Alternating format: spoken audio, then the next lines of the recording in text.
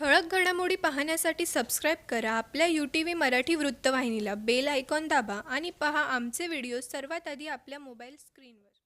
उल्हासनगर महानगरपालिकेच्या महासभेत माजी महापौर मीना एलानी यांनी रिजेन्सी अँटिलिया परिसरातील नदीकाठावर कोट्यवधी रुपयांच्या निधीतून उभारण्यात येणाऱ्या घाटाला पर्यटनस्थळाचा दर्जा देण्याची मागणी केली. या प्रस्तावानंतर शिवसेना महानगर प्रमुख व नगरसेवक राजेंद्र चौधरी यांनी भाजपचे आमदार कुमार एलानी यांच्यावर जोरदार टीका करत, हा घाट सर्वसामान्य नागरिकांच्या गरजांसाठी नव्हे तर रिजेन्सी अँटिलिया बिल्डर आणि परिसरातील श्रीमंत नागरिकांच्या फायद्यासाठी उभारला जात असल्याचा आरोप केला. राजेंद्र चौधरी म्हणाले की मारळ, कांबा आणि वरप ही गावे दरवर्षी पावसाळ्यात पूर व पाणी साचण्याच्या गंभीर समस्येला सामोरे जातात. मात्र या भागातील नागरिकांच्या मूलभूत अडचणी दूर करण्यासाठी कोणतीही ठोस पावले उचलण्यात आलेली नाहीत. मारळ महामार्गावरील आवश्यक नाल्याच्या बांधकामासाठी आमदार निधीतून निधी दिला जात नसताना घाटाच्या कामासाठी मात्र कोट्यवधी रुपये खर्च केले जात असल्याचा आरोप त्यांनी केला. तसेच दरवर्षी या गावांमध्ये उद्भवणाऱ्या पूरस्थितीला जबाबदार कोण, असा सवालही त्यांनी उपस्थित केला. ते पुढे म्हणाले की अवघ्या 2 दिवसांच्या पावसानंतरही मारळ मार्गावर गुडघाभर पाणी साचते, त्यामुळे नागरिकांच्या दैनंदिन वाहतुकीवर मोठा परिणाम होतो. या गंभीर समस्यांकडे आमदार कुमार एलानी यांचे पूर्णपणे दुर्लक्ष असल्याचा आरोप करत, ते केवळ मुख्यमंत्री आणि उपमुख्यमंत्र्यांसोबत छायाचित्रे काढून विकासाची जाहिरात करतात, अशी टीका त्यांनी केली. विधानसभा अधिवेशनादरम्यान पत्रकार परिषद घेऊन विकासकामांची पुस्तके वाचली जातात, मात्र प्रत्यक्षात नागरिकांच्या मूलभूत समस्या आजही कायम असल्याचा आरोपही राजेंद्र चौधरी यांनी यावेळी केला. सर, कल की महासभा में माजी महापौर मीना एलानी ने एक प्रस्ताव लाया था कि जो रिजेंसी एंटिलिया पे जो घाट बनाया है उसको पर्यटन स्थल घोषित किया जाए. इस पर काफी बहस हुई. किस प्रकार की बहस थी, क्या कहेंगे आप? कल एक विषय आयते का विषय करके आया था, उसको नहीं लेने की हमारी मांग थी, लेकिन वो आयते का विषय एडमिट किया गया. और वो विषय ऐसा था कि हमारे यहाँ उल्लासनगर में एंटिलिया रिजेंसी एंटिलिया है. यह एंटिलिया हमारे शहर का एक अच्छा प्रोजेक्ट है, हमारे शहर का अच्छा रेसिडेंशियल एरिया है, और रिच एरिया है. उस एरिया में जो टावर बने हैं, वो टावर में हमारे शहर के बड़े बड़े लोग रहते हैं, व्यापारी रहते हैं, हमारे महापालिका के कॉन्ट्रैक्टर रहते हैं, नगर सेवक रहते हैं, और उल्लासनगर के बड़े बड़े बिजनेसमैन वहाँ पर रहते हैं. ये वहाँ की जो रिजेंसी एंटिलिया है वो हमारे शहर की पहचान है, और उस शहर की पहचान होने के वजह से वहाँ पे रहने वाले लोग करोड़ों के फ्लैट में रहते हैं. और वहाँ पर पर्यटक स्थल होना चाहिए, पर्यटन स्थल. तो पर्यटन स्थल किधर होता है? उसको कोई पुरानी जगह हो, पुरातन विभाग का कुछ ऐसी जगह हो, उस पे ये पर्यटन स्थल होता है. लेकिन यहाँ जगह नहीं है. बाजू में हमारी उल्लास नदी है, और उल्लास नदी के बाजू में ये अगर पर्यटन स्थल होगा तो उधर पर्यटन स्थल बनने के बाद कोई भी उधर आके एंजॉय कर सकते हैं, कोई भी आदमी आके वहाँ पर अपना मौज मजा कर सकते हैं. और वो पर्यटन स्थल बनाने के लिए जगह नहीं है, और हमारे उल्लास रिवर के बाजू में बनाएंगे तो CRZ का उल्लंघन होगा. कुछ ही दिन पहले आपने देखा होगा, उल्लास रिवर के ऊपर घाट बनाए गए, उसका मसला हाईकोर्ट तक गया था, और वो घाट भी निकालने की बातें हो रही थी. कलेक्टर को वहाँ जवाबदार पकड़ा गया था, और कलेक्टर वो निकालने के लिए, और जो खर्चा हुआ वो कैसा हुआ, क्या हुआ, किसने किया, उसकी भी चौकसी लगाई थी. तो मेरा इसमें कहना ऐसा है कि पर्यटन स्थल बनना चाहिए उल्लासनगर में, लेकिन कहाँ बनना चाहिए, कौन सी जगह पे बनना चाहिए, वो जगह कैसी है, और वो जगह से बाहर के लोग आने वाले हैं, उनको कैसा फायदा मिलेगा, हमारे शहर के जो नागरिक है उनको कैसा पर्यटन स्थल में फायदा मिलेगा, या उनको कैसा एंजॉय करने को मिलेगा. वो ऐसी जगह होनी चाहिए. लेकिन पर्यटन स्थल बनाने का किधर भी बना नहीं सकते, वो पैसा वेस्ट जाएगा. वो अगर उधर एंटिलिया के बाजू में बनाते तो वहाँ बाढ़ आती है, अगर बाढ़ आ गई तो पूरा पैसा, खर्चा किया हुआ पैसा पूरा पानी में चला जाएगा, और वो पैसा पूरा पानी में नहीं चला जाना चाहिए. और पैसे का जो गवर्नमेंट का निधि है उसका अच्छी तरह से उपयोग होना चाहिए. हमारे शहर के लोगों के लिए उपयोग होना चाहिए। यह हमारी आज तक की भूमिका है।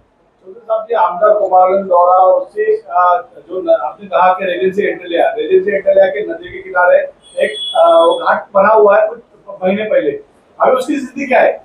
वो घाट बना हुआ है, वहाँ घाट पे हम लोग, हमारे उल्लासनगर के लोग गणपति बापा का विसर्जन करते, छठ पूजा करते हैं, वहां तक ठीक है। लेकिन पर्यटन स्थल जब बनाएगा तो बाहर के लोग उधर एंजॉय करने को आएंगे, और वहां लोग रहते हैं, करोड़ों के घर लेके, मकान लेके लोग रहते हैं।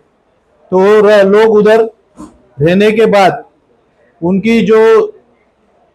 जो रहने का जो इलाका है वो अच्छा रिच एरिया है। वो रिच एरिया में लोग आएंगे, नाचेंगे, गाने गाएंगे, मौज मजा करेंगे। तो उधर रहने वाले लोगों को तकलीफ होने वाली है, वो तकलीफ होने नहीं चाहिए। इसलिए पर्यटन स्थल जहाँ अच्छी जगह है, पुरातन विभाग की जगह है, पुरातन विभाग वहां पर अगर चाहे तो पर्यटन स्थल बना सकता है।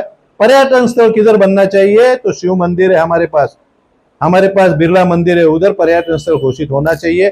तो बिरला मंदिर की जगह बिरला कंपनी की उधर वो नहीं कर सकते, सेंचुरी कंपनी की है इसके लिए, लेकिन शिव मंदिर में हम कर सकते हैं। हमने चालिया मंदिर को करने के लिए कई दिन पत्र व्यवहार किया, हमारे एमएलए साहब ने और खासदार साहब ने वो चालिया मंदिर का पर्यटन स्थल घोषित करके लिया है, उसको मान्यता ली है। तो ऐसे जगह पे पर्यटन स्थल हो सकता है, आने वाले बाहर से आने वाले लोगों की वहाँ रहने की व्यवस्था हो, उनको जो कुछ एंजॉय करना है वो कर सकते हैं, या भगवान का दर्शन लेने को आए हुए लोगों को सुख सुविधा मिलनी चाहिए, उसको पर्यटन स्थल बोलते हैं। किधर भी अपन पर्यटन स्थल का करेंगे, घोषित करेंगे और वो पर्यटन स्थल होने को कर देंगे तो उसका फायदा होने वाला नहीं है। अच्छी जगह देके उल्लासनगर वासियों के लिए पर्यटन स्थल बनाना चाहिए, बनाओ, उसमें हमारा कोई विरोध नहीं है। लेकिन किधर भी बनाएंगे और पूरा पैसा सरकार का पैसा, हमारे पब्लिक का पैसा अगर पानी में जाने वाला होगा तो उसको हमारा विरोध रहेगा। चौधरी साहब जी, एंटेलिया के बाजू में मारल है, वहाँ पे कामा है, वहाँ की बड़ी समस्या है। समस्या का किताब लेकर कुमार आयलानी कलेक्टर के सामने बैठे थे, कई समस्या उन्होंने उनको कही कि इसका समाधान होना चाहिए। दूसरी तरफ एंटेलिया के बाजू से एक नाला गया हुआ, और नाले का विकास होगा तो मारल को बाढ़ की स्थिति नहीं रहेगी, इसके आपका क्या कहना है? नहीं, आपकी बात बराबर है। थोड़ा भी बारिश गिरा तो हमारा जो कल्याण नगर हाईवे है वो पानी की वजह से बंद हो जाता है, बाढ़ आ जाएगी तो बंद हो जाता है।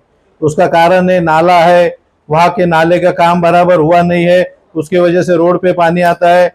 वो समस्या आपके मुताबिक है, वो उसको सुधारना चाहिए, उसका हल निकलना चाहिए, उसके लिए प्रयास करना चाहिए आमदार महोदय ने, ऐसा मुझे लगता है। इस समस्या को लेकर जो आपके एक शिवसेना की दत्तू सालेकर जी ने एक उनको कॉल किया था, कॉल में रिकॉर्डिंग इसलिए वायरल हो गया, मैं अभी अधिवेशन में हूँ, जब भी अधिवेशन आता है कुमार आयलानी जी एक पत्र व्यवहार करते हैं, प्रेस नोट लेते हैं, पत्र लेते हैं, मगर समस्या का हल नहीं हो रहा है, इसका क्या करें? नहीं, समस्या का हल निकलना चाहिए। पत्र देने से काम होता नहीं है, उसका फॉलोअप लेना पड़ता है, बार बार वो अधिकारियों से जाके उससे काम करवा के लेना पड़ता है।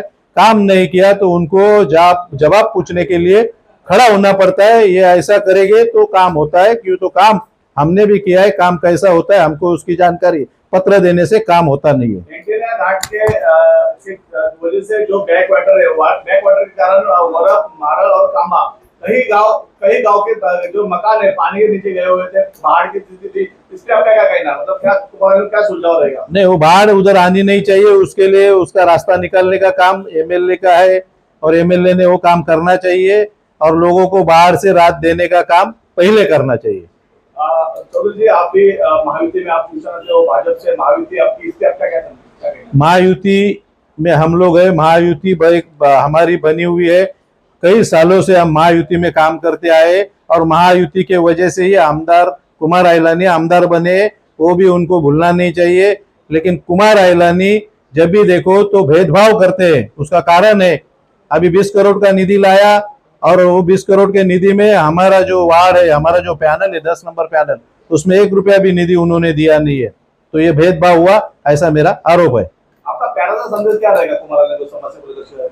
उसने शेर कुमार आयलानी आमदार है, आमदार का काम क्या होता है वो काम उनको समझ के लेना चाहिए, और वो उस पर काम करना चाहिए। और काम आमदार साहब ने जो शहर के काम है, जो बड़े काम है, उसके वजह से शहर की समस्या हल हो सकती है, शहरवासियों को राहत मिलेगी, ऐसा काम उन्होंने करना चाहिए। तो सामने देखिए रिकॉर्डिंग में ये भी कुमार आयलानी कहते हैं कि मेरा खासदार से आपका कहिए, इस पे क्या कहना है? खासदार तो काम कर रहे हैं ना।